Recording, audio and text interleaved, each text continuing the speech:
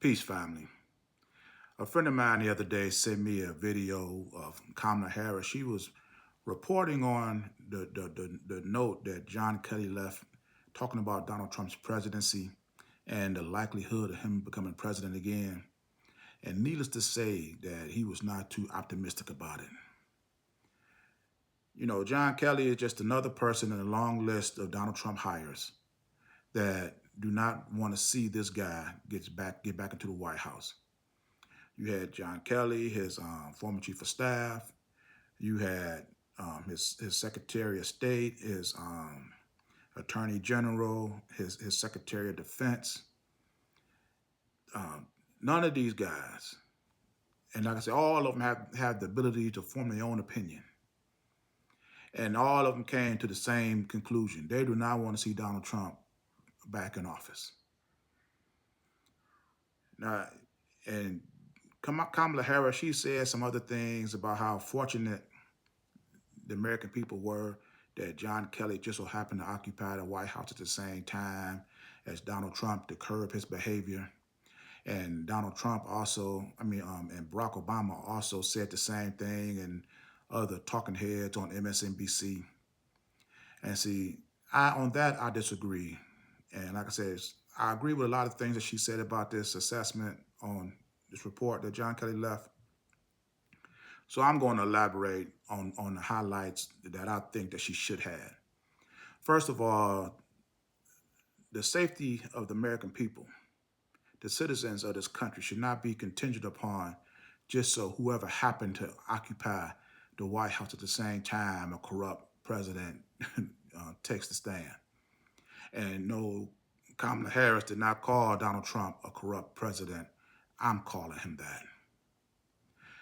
If I was Kamala Harris, I would have took this opportunity to re-examine the qualifications it take to become president. Because right now, all you got to do is be a natural-born citizen, 35 years of age, and never convicted of a felony, and anybody can run for president. That's too broad a road. I would narrow this down. You would have to have a person, I would raise the age, first of all, to at least 45. Give this person time to go through school and to see what he can achieve on his own, through working, being hired as a police officer, lawyer, doctor, some type of community service, something that can dictate to how this person live, to how he would be as a politician. You cannot have a person whose only accomplishment in life just to be rich and then run straight for president. That's ridiculous.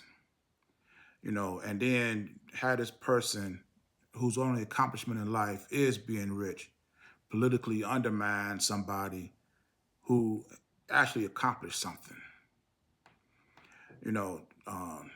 The fact of the matter is, everybody who wants Donald Trump to be president of the United States are the ones who see and believe the image that they see of him on TV. But the people that's behind the scenes, that know him personally, they don't. You see, let me say this first of all. When you vote in this country, your vote is public. Anybody can see that you voted. Now, who you vote for, that's something different. Here you have Republicans who don't agree with Democrats on nothing, coming out when they absolutely do not have to, coming in agreement with Democrats saying that they don't want Donald Trump back in office. This is unprecedented. And see, and the fact of the matter is, Donald Trump sold this image of himself on TV as this successful businessman. And the problem is, too many people that have watched TV, they believe it. Despite the fact of Donald Trump's past.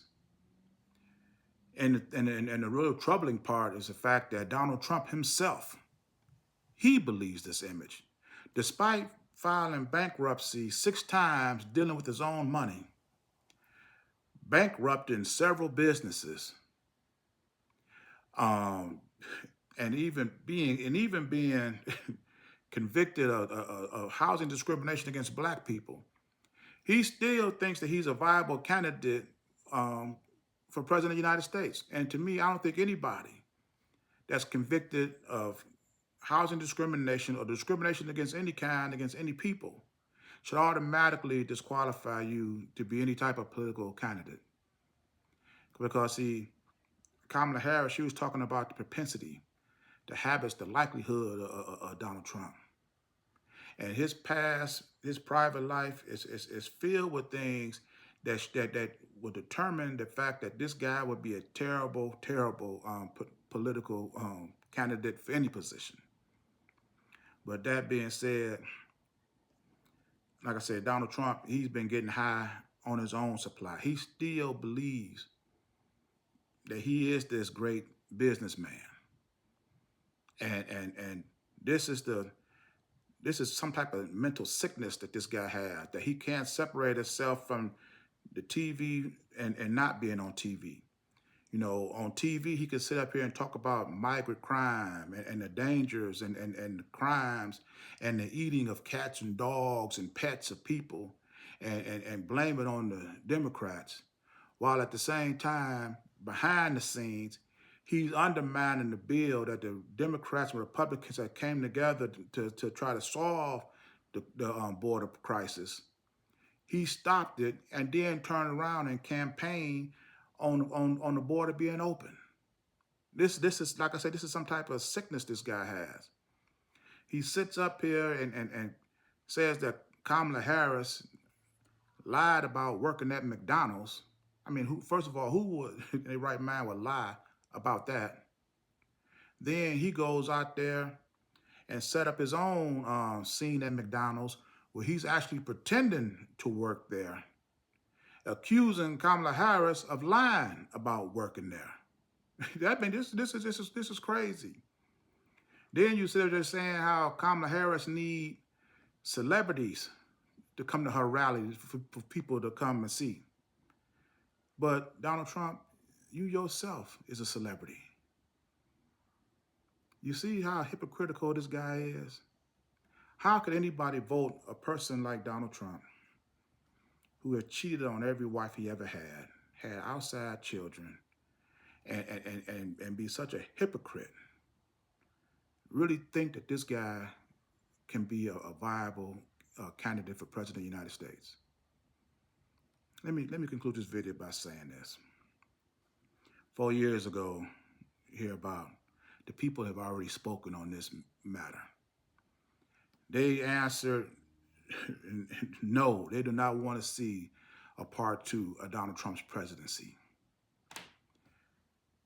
And when this election come around, and I hope the people come together, and I hope they vote so loud the fact that they want to see Kamala Harris take this position. I hope so. I hope this turnout is so much in Kamala Harris' favor that not even this delusional Donald Trump could ignore it.